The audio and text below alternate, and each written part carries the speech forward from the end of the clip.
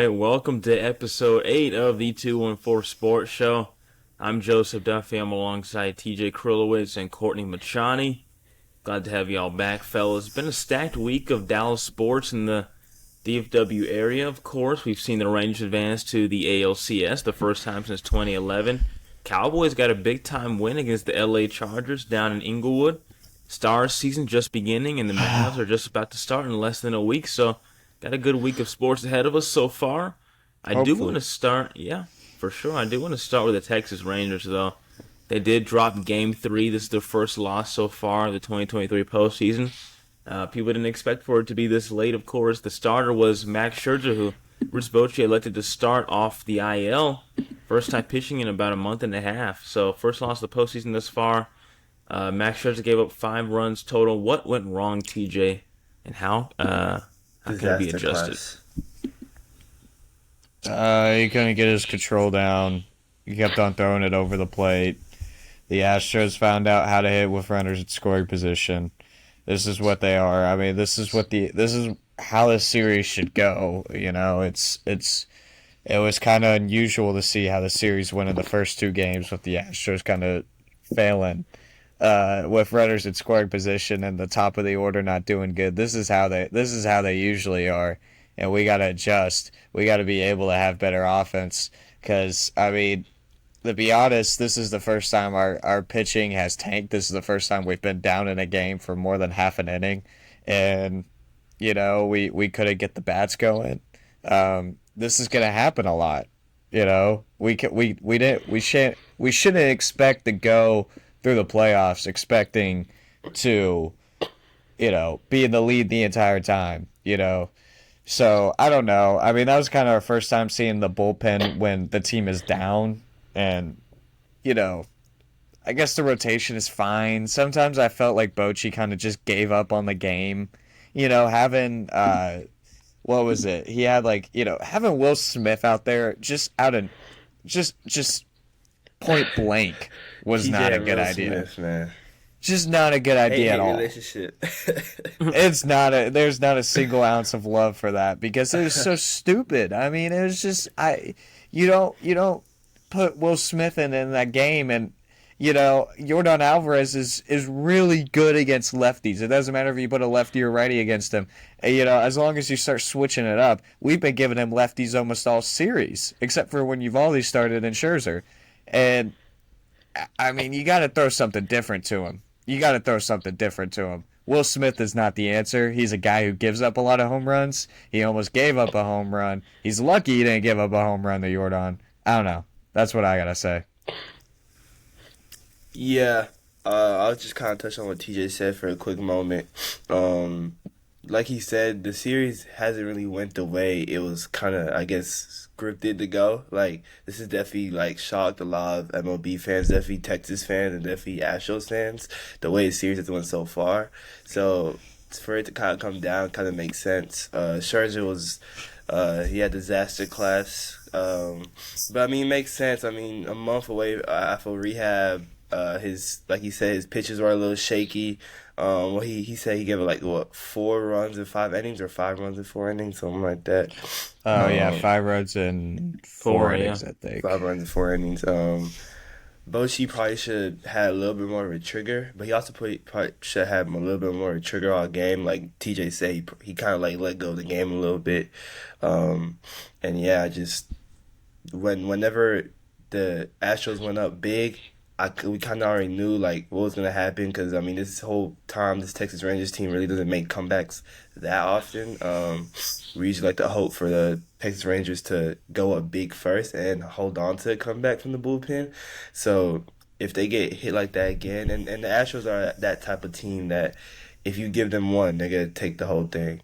Pause. So I just think that they need to decide to just stay adamant to what they want to do, and they should win. They should win tonight or tomorrow. Yeah, it just goes out.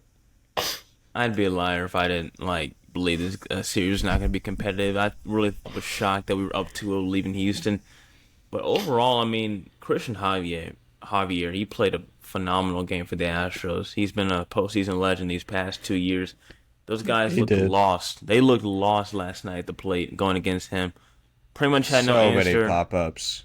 Had no answer against the till the fourth inning with getting a hit, and then Young obviously had a great night. Two two-run shots on the day. 4 RBIs total, of course. But man, Marcus Semien and Corey Seager, rough day for the Moneymen.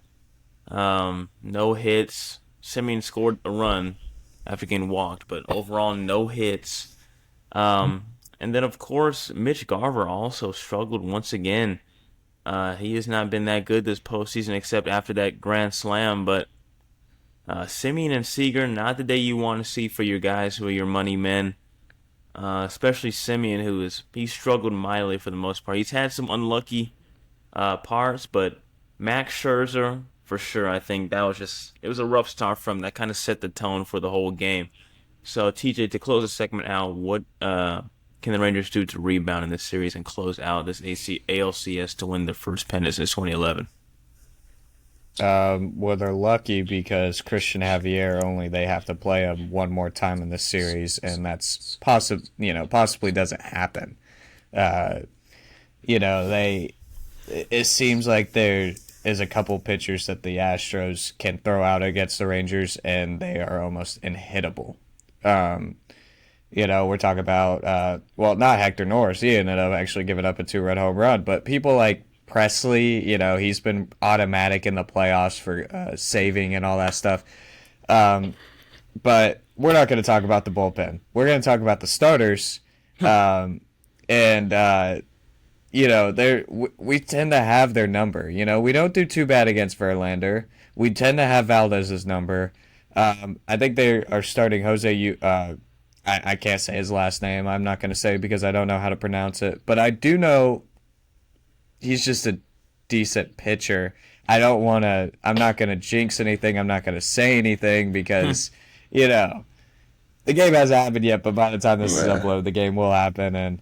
But I mean, the Rangers just got to attack these offensive players. One thing I saw yesterday is I was angry at all the first pitch watches that we were doing. There was a lot of times where they would throw that first pitch fastball right down the middle and we would just watch it.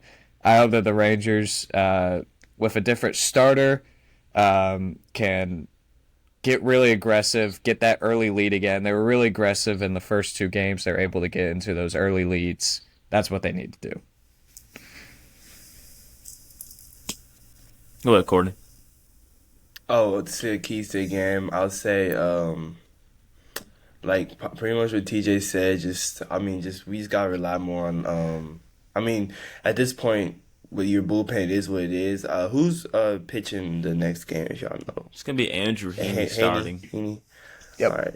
So at this point, it's just kind of like Javier, you probably won't see as much, if at all, and so. Just kind of really got to hope on the offense to get high octane once again. Corey Seager has had a little bit of a rough patch going on, so it's just kind of like just trusting in those players. And, hopefully when those players deliver like how we paid them to deliver, because we have one of the highest payrolls in the MLB. And so if those players actually, play how they get played, then this game should go, the game should be pretty good. All right. As of now, Rangers just dropped Game 3. By the time this is uploaded, Game 4 will be concluded. We'll see how this goes. And maybe it can go in the Rangers' favor. So moving on to the Dallas Cowboys. They closed out the LA Chargers in Inglewood after a rough week last week against the San Fran 49ers.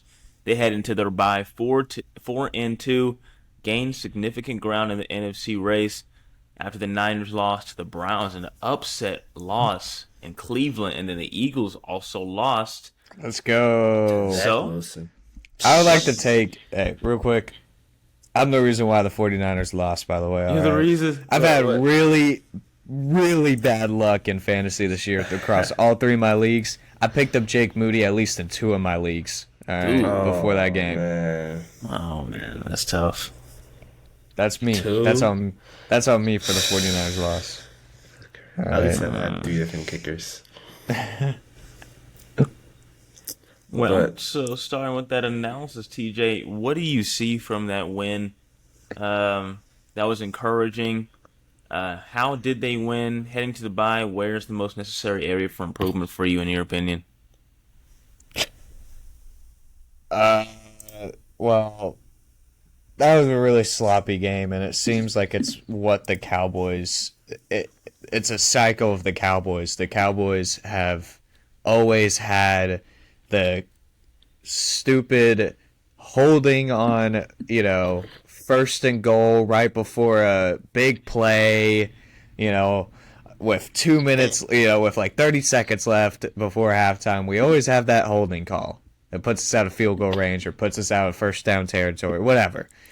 Um, and we're always having penalties on the defense. We've had penalties on the defense in big games for I can't even remember. We always get out penalized. I guess we always out penalize them is probably the better way to put it. So I just want to see this team, get more discipline. It's hard to watch a team that just constantly goes out there and can't. Oh, the red flags are flying, man. Or not the red flags, yellow flags. Yellow. I don't know what I'm talking about. It's early, man. The yellow flags are flying. It's hard to watch a team like that. I can't, I don't know, man. I was watching the game with a bunch of non-Cowboys fans, and that was rough. That was really rough. But that's really all I gotta say. It was a tough loss or tough win. I mean, I'm tired, man. I was intrigued to see how y'all would come in here thinking about this victory, how y'all would perceive this victory, because Still here, bro. a lot of certain Cowboys fans would think y'all are back on, but at least there's two people in here acting rational. TJ didn't really have much to say because honestly, it's just mind-boggling what's going on with this team this year. I mean, to touch on Dak first, Mike McCarthy said, I think yesterday, that he's faced the most scrutiny out of all 31 other quarterbacks or 32 other quarterbacks. And he's got to get more scrutiny right now. I mean, Oh, God. so, I understand that he threw 272, he threw a touchdown, he didn't have a terrible game. But when the Chargers are the worst pass defense in the NFL, I at least... I ain't have him going over, but I at least expect to go over 300. I mean, he missed a couple of those throws. I mean, we could talk about the Gallup throw that he missed, and obviously Gallup also dropped something as well, but so I guess it's tied. But, I mean, there's a couple of throws that he missed, I would say, that I wish he could have got back. And I kind of just wish he had more of a dominant performance to kind of show that they can rely on him a little bit more. I mean, Tony Pollard only had 15 for 30, so they couldn't rely on Tony P. And so... I mean, is it kind of did Dallas win this game or the Chargers beat themselves? That's a question that you can ask someone Only else. first take. but the penalties. I talked about the penalties a couple weeks ago after they had a terrible penalty performance, and I said that the penalties are something that they need to fix, and they haven't fixed it yet. I think they had 11 accepted penalties for almost 100 yards. And TJ said, that stupid holding penalty they got before half. It's just constant with this Cowboys team, and these penalties are becoming more and more and more of a problem. And so it's just I don't know what the discipline is. I mean, Mike McCarthy's getting these quotes out for the media, but he doesn't want to discipline his team when they have penalties. I don't get it. It's interesting. And but if you want to say a good thing about the game, Brandon Cooks actually gets involved in this game for the first time this whole season. I think he had 37, 4 receptions and a touchdown. So, I mean, you got to take your good ones when you get your good ones. So, those are pretty much my takes on the game. This game, I expected it to be close, but I expected it to be a shootout. But I don't know. I don't know if that's a bad performance by QBs or good defense. It's because even the Cowboys defense wasn't as dominant as you would expect them to be. So, it's a weird game. Tell you, this defense, it's hard to say that this defense is a top defense without the turnovers. I mean, they didn't get a turnover until the last. Correct me if I'm wrong, but I'm pretty sure they didn't get a turnover until the last interception. No, I don't think so. Didn't get a sack either until the last. That's true, yeah. They didn't get a sack either. Jinx. I guess you can't argue with only giving up 17 points at a time where you only give up 1 turnover, and it's at the end of the game with only 1 sack as well, is what Joe mentioned. I mean, and all the penalties they had. You can't, and also the bad field position he gave up on the special teams punt. Oh my God. That one part of the game. You can't get mad about the defense. I don't think so. Other than, of course, you can always get mad at the penalties because the penalties can really cost you games. But yeah. I about threw my phone to TV at that Tolbert punt gaff right there, bro. I've never seen something that crazy, I bro. don't blame Tolbert, but that's just such a Cowboys thing. Like, only the Cowboys would do something like that. You get off the field right there. You get your defense off the field. I mean, you get off the field right there trying to get Chargers backed up, and then you end up touching the ball. And then they get the ball in easier position right there. But like you said, TJ, the penalties, I don't know what this team is. The past, honestly, my entire life, they've always been the least disciplined team I've ever seen in this league. 11 accepted penalties for 85 yards, 22 total penalties in this game. That's crazy. Yeah, both teams had hella bad. Oh my gosh, it was torture almost watching this game in the fourth quarter. It was just flag after flag. Flags were flying. For this offense, though, I will say pretty poor overall. I was not expecting 20 points only on this Chargers defense, the last ranked pass defense in the game. Third down efficiency, they were 5 for 13. Of course, on fourth down, 1 of 2, couldn't push Dak with the tush push on one of those fourth downs in the red zone. This team's still struggling in the red zone. You see what he said? They couldn't push his tush enough. You're also six. Get paid $40 billion bro. to say that crap, man. 6'3", and also 240, bro. I will give him props though. So this pass rush of the Chargers, this O-line was not playing good at all the entire game. Mm-hmm. Could not get any push at all. They were getting dominated at the point of attack. Dak still though was finding a way to escape the pocket a little bit. He went 21 of 30, 272 yards, 1 TD, no picks. That's probably the big thing to talk about, no picks, because he had 3 against the Niners. This run game though. Tony Pollard would not have that good of a stat line right now if it weren't for that crazy magic play that Dak had to make up out of nowhere with that check down. But again, that was one of his best roll out the pocket moments, in a while for him. Yeah, he was able to. That was really nice. Tony with 15 attempts rushing 30 yards, just not good at all. Dak had more rush yards than him at 40 and a rush touchdown. Between Prescott, Pollard, Cooks, and Dowdle, they had 96 rush yards total in the game. So, with this team, I think what is missing is that exactly the run game. That has been one of our most dominant things these past few years, and when you don't have the pass game clicking, you have to be able to go back to that run game. And so when the pass game has not been as efficient for us this season, we can't even go back to the run game. I mean, we're cooked. CeeDee Lamb had a great game this game. He's been begging for the ball, of course, for understandable reasons. He had 117 yards this game. You want to give your number one receiver who you're paying a lot of money more targets, and he got his share today. 117 yards. Tony Pollard, 80 receiving yards. Of course, the bulk of that coming on that check down, 60 yards. Brandon Cooks finally getting involved, like TJ said. That was Courtney. Oh, Courtney said 36 yards, a touchdown. Credit. And then Michael Gallup, man. I know Dak missed you in one of those, but you got to catch some of these balls, man. He had 10 targets, 3 catches. He didn't have his head in the game, man. I will say though, I feel like Dak's been trying to get more aggressive with, running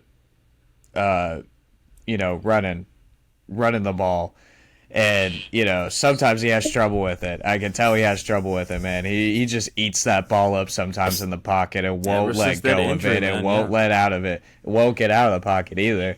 But he's been noticeably more aggressive this year with running the ball. I think that's really going to help. I think that's, if he could become just a little bit more aggressive, kind of take these, put that in the back of the defensive's mind that he could run, that he could definitely get out of the pocket and get a first down with his legs. And I think that could really help open up the field for Tony Pollard too. Maybe they won't have to collapse the box as much. I don't know. They definitely put a lot of pressure onto the Cowboys uh, run, pass, whatever. And Tony Pollard just doesn't do good when they crowd up the box. He's just not Yeah, able to nah, get, yeah, he's just not able to get those extra yards like Doesn't some have other that running backs power. are. Yeah. Yeah. I mean, yeah. overall, this defense, they played poor against the Niners. I mean, just awful. Got sliced from every area, but they only gave up 272 total yards. Very shocking right there. I Both bet. teams had 10 total drives. Um, but this defense, of course, like you said, didn't have a sack until Parsons in the fourth quarter, and then the following play, Stephon Gilmore interception. So, solid game from this defense so far. I didn't expect only 17 points given up. And as we Not bad with all the transition, penalties. gonna Take transition it. out to a little Stars hockey. Oh So, yeah, man. Play Pantera, man. coming off an opening season Go win on. against the Blues, the Stars would drop an unfortunate road game in Vegas, 3-2 after a penalty shootout. Tragic game. Kind of looked like they blew it right there, fellas. TJ, I need your They analysis, did please. blow it, man. They did Ah, blow it, but it's it's early in the season. This is what the Stars do a lot. And I mean, I guess you could say that it's not just the Stars. This is just what happens in hockey a lot. You get that 1 goal lead in the third period. It's kind of hard to keep that 1 goal lead in the third period in the last period.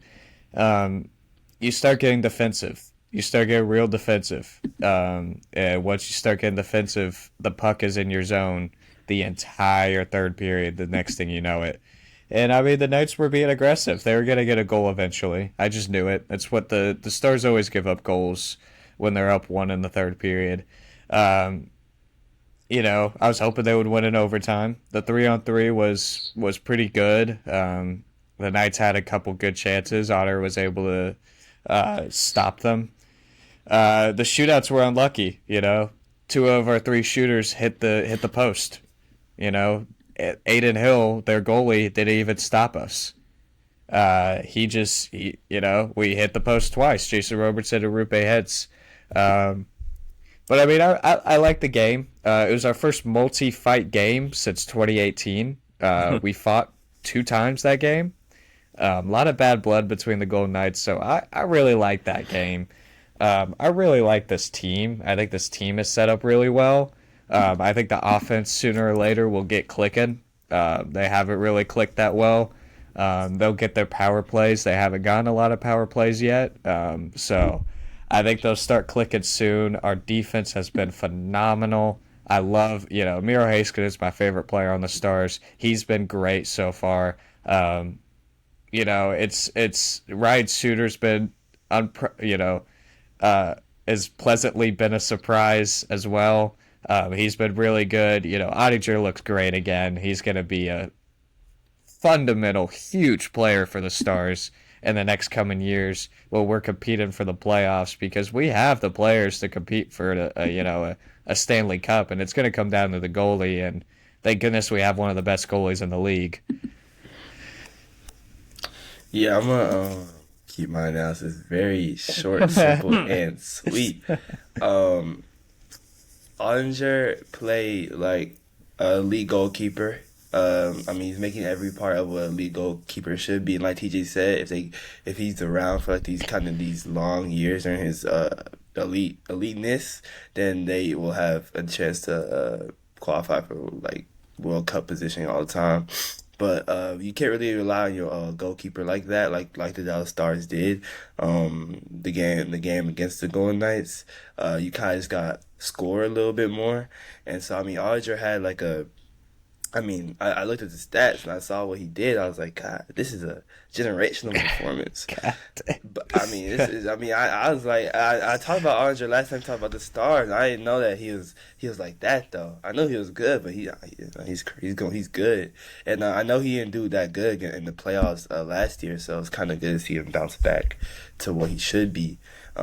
But like I said, I mean, the offense just has to score a little bit more. You can't really rely on your goalkeeper like that, and I expect them to still obviously compete. It's just one game, but I mean that's just pretty much all I really saw from what I analyzed because I analyzed. I ain't get to watch the game. Hey, good shit, man. That was good stuff. Good analysis. I know. Well, for my analysis, I'm gonna keep it simple too, similar to what TJ said. Some of these shots on goal that you saw in the penalty shootout were like very unlucky, as you described. It's tough to play in this arena. Tough when you play against Vegas right here, the defending champions. Pete DeBoer going against his old stomping grounds. This Vegas team is just amazing, though. I expect them to make another playoff run similar to last season. I don't know if they take it all, but they'll definitely be in the playoff mix. For the Stars team, like you said, I'm impressed with the defense so far. They had it in their fingertips, but this is just kind of how the regular season goes for the Stars sometimes. They drop games that they should have had, so looks like we dominated in every single part of the game. I mean, won the face-offs. Looks like the Knights were more physical, though, throughout the game with the hits. There's some good hits, man, but on both sides. Yeah. That was a fun game to watch. Yeah. I thoroughly enjoyed that game, I'm not going to lie. The Stars fought good. Yeah. At the end of the day, I mean, the blocks they came through for the Knights at the last second, so that's why they had 2 more block shots in the end of the game. So tough loss for the Stars. Casino team got lucky. Go figure. Come on. Last segment, make it a little bit brief. We're gonna talk a little Mavs basketball. Opening tip is in less than a week against the San Antonio Spurs against the hyped. Dude, I'm so hyped for the hyped Victor Wembanyama. What can we expect this season, TJ, from this Mavs squad? Playoffs. This year there's playoffs. All right. I love this. I love how this team is built. I think this team is gonna look pretty good. Hopefully, I think the defense will be there. Look, there's not a lot of times where you're gonna have 2 all-star starters in your starting lineup. You gotta enjoy the time while you can. And I think they do really good. You know, last year was a learning year. Last year was like some Stranger Things, man. That was not the Mavericks, all right. That was the Texas Legends out there or something. Look, Luka and Kyrie are one of the best duos in the league. Don't let the media lie to you, all right? They're trying to downplay the Mavericks just because, you know, they don't want to get flamed for saying that the Mavericks will be good this year. Because you can't over-predict the team. All right, you can never do that in the media. The Mavericks should be good. They should be a top 5 team in the West. You know, Grant Williams is a great pickup, I actually believe. I think that's actually going to be really helpful for this team. Think about all the open corner shots he's going to get on this team with Luka and Kyrie. And he's able to actually shoot well. Unlike, you know, Dorian Finney-Smith, Reggie Bullock, as much as I love those 2 players, you're talking about people who really, really could miss a lot of open shots that you would be like, damn, how are you missing those, man? You practiced your whole life. So, I mean, I just like how this team is composed. I wish we would have been able to get a better center. But I do like Rashawn Holmes. I do think Derek Lively could be somewhat of a good answer, maybe in the next couple years, maybe not this year. But, you know, I'm also really excited to see Jaden Hardy improve. I think Jaden Hardy is going to be a really good piece for this team in the next couple years. And I expect him to take some, you know, big steps. He's like, you know, I can't believe how good he did, how efficient he was last year with the minutes he got. Yeah. I hope he can continue that this year. And maybe not have Dwight Powell start a game. Oh. That's my goal. He's still here. Like you said, he has dirt on the team. I don't know how, but I mean, Jason Kidd loves him. This Dallas team. I mean, I actually saw him. They've had a lot of team building a lot more recently. On their social media, a little bit more active. I saw what's his name? He's so trash. He just slipped my mind, bro. Oh, Dwight Powell. I saw Dwight Powell answering some whisper challenges on social media, man. I never seen so much personality from him before. It's probably how TJ saw him when he asked to sign his jersey. So it's just so much personality, that guy. But I would do that again at this point. No. I like Dwight Powell. I just don't like him as a player. He'd flip it off. He'd flip the jersey this time. Yeah, he's smarter now, man. That Stanford degree got him, bro. Like, I'm telling you. But Have Kyrie and Luka played together yet this preseason? Because they've pretty much always been either sitting or hurt. I don't think no they minutes did. at all. Yeah, so that's the only thing I'm really kind of scared about. Because they did go like 5-11 as a duo when they both played together. Obviously, with players of their caliber, we kind of do expect them to just know how to play together. But sometimes it really does take these reps. I mean, looking at like totally different Dame and Giannis, they've kind of had some growing pains a little bit in the 2 preseasons they played together. I mean, Dame played terribly. So, but I mean, obviously they have like a more of a year under their belt with Luka and Kyrie. So, I mean, obviously they have a little bit more leeway. But I mean, hopefully they just clean it up. Mavericks team has made some significant changes as well. They brought back Steph Curry. They brought Grant Williams in, who is going to make a lot better adjustment to his team, especially like TJ said, some of those guys that we had at the wing shooting or on cold streaks. Talking about Reggie Bullock. I mean, Reggie Bullock just got done. He's what's his name? He's got nutmegged by Victor Wembanyama yesterday. I mean, it's just nasty. Oh, was that Reggie Bullock? Yeah, that was Reggie Bullock who got nutmegged. It's pretty crazy. That's crazy. But Hey, yeah. No. You got it. No, I was just gonna say, Grant Williams has actually been in moments that are like important moments in the league, and has been far. And so, I mean, hopefully he can bring that veteran presence to his team. I mean, it's crazy to even call Grant Williams a veteran, but I mean, at this point in his career, that's what you can call him. I'll make them both. And he's only 24 too, and some people were calling him Vince. Yeah. I don't know. Luka challenged him to like flex after every question in the press in the like the conference, like the media thing, and he would like flex every single time, bro. He was just so goofy, bro. Like it's hard to call a rotation player. Like I don't know. Like it's just the term vet just feels nice for him. I don't know why. I mean, especially because we have a big, or he's not the big, but we have a big that's playing, a rookie big that's playing like a lot of is gonna play a lot of minutes. And I know Grant's not the big, but I mean, like, they're around the same size. I mean, hopefully he can just kind of give him a little bit more adjustments and a little bit more, like, advice, I guess. I'm looking forward for Jason Kidd to give Grant his minutes, but I'm interested to see how they split Lively and Powell's minutes. Because please, man, I'm not trying to see. I'd rather give this rook some time to get better than seeing Dwight Powell for the 8th straight year, bro. getting dominated by rotational centers, bro. I'd rather start Rashawn Holmes. Hey, you could do that too. For some reason, I don't know why the Kings stopped playing him. Some reason I don't know what happened in Sacramento. I don't know why Rashawn Holmes is listed so low in our depth chart, but it is what it is. Also interested to see what we do with the 3 spot in our lineup. How they're going to split Josh Green and OMP. Tim Hardaway.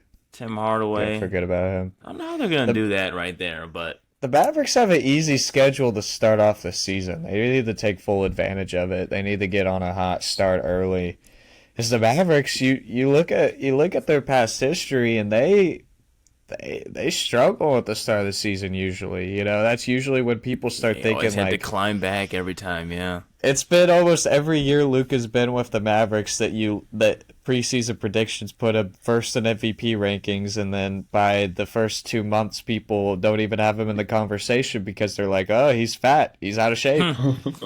The fat out of shape allegations always come out on the brightest the early of the season. So hopefully they can get off to a good start this year. Kind of reverse the script.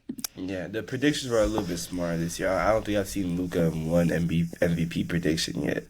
Hey, less pressure. Maybe he has more room to do stuff. But with this lineup, I'm hopeful. I mean, Luka and Kyrie finally have a nice offseason to gel, like Courtney kind of touched on. They were just thrown in the mix right there and expected to win. And sometimes that doesn't work. I don't know how this defense is going to be, if I'm being honest with you. I expect Grant Williams to be better than Reggie Bullock on defense, and also a better shooter in the corner. But Josh Green, I think, is a good defender for this team. Derek Lively should be a defender low post. So I think we'll be better around the rim for sure.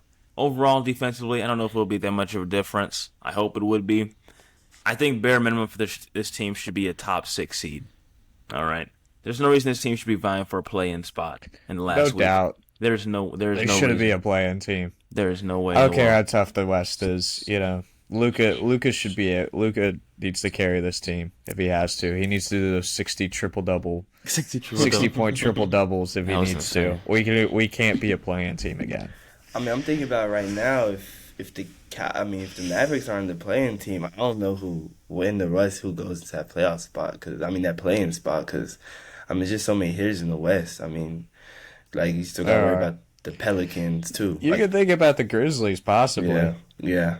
25 game suspension on Ja. I know that they've historically played really good without Ja, but they don't have Tyus Jones, who's been their backup point guard. And he's been really good for them when Ja Morant's been out. So I don't know. Is Marcus Smart really going to make that big of a difference? Mm-hmm. All right, less than a week for the Mavs to play in San Antonio against the hyped Victor Wembanyama. Closing out this segment, of course, Greg Popovich heading into another season. I wonder if he's going to wrap it up maybe this year or the next. We'll see. But we're going to end this with a rapid-fire question. Same with Belichick, man. Yeah, they got to learn when to stop. Yeah. They can't, bro. That's what they do. They're not walking no more, bro. So for rapid-fire, I got a little bit of a fun question. Of course, in that Cowboys-Chargers game, there was a fun little moment we saw back and forth with a lady. She was a fake fan. Lady Marianne Doe, of course, who explained... She was implanted. People, of course, saying she was an industry plant, a fake fan that the Chargers planted there to make them look like they have a fan base that's, rowdy and raucous and trying to grow more of a fan base in a place that doesn't really care about Chargers football. But I'm going to ask y'all this question here, because she said that that Vikings picture, that was her, but she's rooting for her kids who were going crazy. People thought that was her at actually, she moved from Minnesota, so her kid actually played in a team called the Vikings, I heard. So, we've seen the accusations of fans being industry plants, of her being an industry plant. If you were accused, what team would you be shown rooting for, I guess, if you were an industry plant? In the previous stage. So, is this kind of like me cheating on the Cowboys? Pretty much. All right. Not the Saints. I'll tell you that. Out of all the teams, definitely not the Saints. All right, bro. Out of all the other 32 NFL teams, I follow. It's crazy. I don't know, man. I feel like it would have to be I would say the New York Jets. I don't know. Yeah, because I don't know. I'm thinking big market team. I'm thinking that they gotta have some enthusiasm for a team. If the NFL is gonna plant me on a team, I don't know, I'm thinking technical here. A big market team. They need them to succeed for good revenue. They're gonna need some enthusiasm in the fan base, bro. Put me out there, bro. I'll make some money for the Jets, man. I'll do the chant. I don't know what the chant is yet, but I'll figure it out. They just go J-E-T-S. I don't know, man. Jets. Yeah, Jets. I got it, man. I'll cheer for Zach Wilson. That crossfire, that's a crossfire-esque question. I know that crossfire has you inspired, Joe. That's a good crossfire question. I was thinking the same thing. Did you win? I won last night, yeah. Oh, yeah. You already told me the prediction free, so I already knew what the business was. Crazy. I would. This is crazy to say. I would probably be caught rooting for the Panthers. I'll probably be caught rooting for the Panthers. A division rival? No, listen. I know they're in my division. That's crazy. They're in my division. I know. But I hate the Falcons the most in that division. I hate them with my guts. I hate them with my heart. I'll never be seen rooting for that team. In the Super Bowl, I got caught slipping because I hate Brady. But the Bucks suck. I don't even worry about the Bucks because they've been bad until Brady came. But the Panthers, see, the thing is, my brother's a Panthers fan. He's been a Panthers fan my whole life. It's we've had a little competitive about the Panthers. But listen, Cam Newton was my favorite quarterback, not named Drew Brees, for such a long time. It just happened that he used to be on the Panthers. So I have a soft, even though I hate the Panthers, I have a little, and I love Bryce Young. Bryce Young is one of my more favorite college quarterbacks coming out in the last couple of years, last 5 years, I'll say. So I actually like Bryce Young. I love Cam Newton. I don't give a damn about the rest of the players on that team. I just thought they past two quarterbacks. Even Teddy Bridgewater I had a soft spot for because he used to be on the Saints. We got him paid. We actually wasted their money. They got Adam Thielen, Yeah. bro. I have the biggest beef with Adam Thielen, dog. I can't mess with the Panthers, bro. He's been going crazy though. I don't know Yeah, how. yeah, of course. The one time I don't have him on my fantasy team, man. I mean, yeah. I'm sure he's gonna disappear in weeks 14 through 17 like he always does. Yeah, it's pretty simple for him. I gotta say, I'd get caught rooting for the Chiefs, man. I'd get caught in the act. I gotta tell good you, old bandwagon. I've always respected the Chiefs, like even with, like before they were good with Mahomes, even with Alex Smith, bro. The Alex Smith days, I'm telling you, bro. Taylor Swift don't want you. Yeah, he want me. I'm familiar with his game now. Now he wants to be next to Taylor Swift. They've always been the back of my mind when you think about that stadium, that fan base, how loud they get, the chant, the war chant, bro. Alex Smith, Travis Kelce, Tyreek Hill, that was my team back in the day, bro. Not my team, but, you know, they were a nice team to root for on the side. But probably be the Chiefs. So as we head to a close, going to give our socials real quick. Courtney's got class at 9:30. We got to get out of here real fast. You can follow us at 214 Sports Show. We are on Instagram, Twitter, TikTok. We have shorts and reels that we post on all 3 platforms. Instagram, TikTok, Twitter. That is, again, at 214 Sports Show. TJ, you want to go ahead and give your socials? Yeah, we have Instagram will be tj.krillowitz. Sorry, Twitter will be at tj_Krillowitz. So Twitter is BC_. I don't know why Joe starts smiling at me. That's just crazy, bro. I can't even get my tweets out, bro. My Twitter is C_Machani. My Instagram is C lives a life. So yeah, all right, and mine, you can follow me on Instagram and formerly known as Twitter, then now X. Instagram and Twitter at Joseph_Duffy99. Again, Instagram and Twitter, Joseph_99. Would love to interact with you, and you can see my posts too. So, again, you can follow us at 214 Sports Show. We post mornings, usually on Thursdays, 9 a.m. Today we'll be posting on a Friday though this week. You can still find us on YouTube and Spotify to see the full-length podcast. So, for episode 8, fellas, we got another one in the books. Thank you all for joining us here today. Thank you for watching. For those who are listening, if you're watching on YouTube and Spotify, thank you for listening also. And that is a wrap. See ya.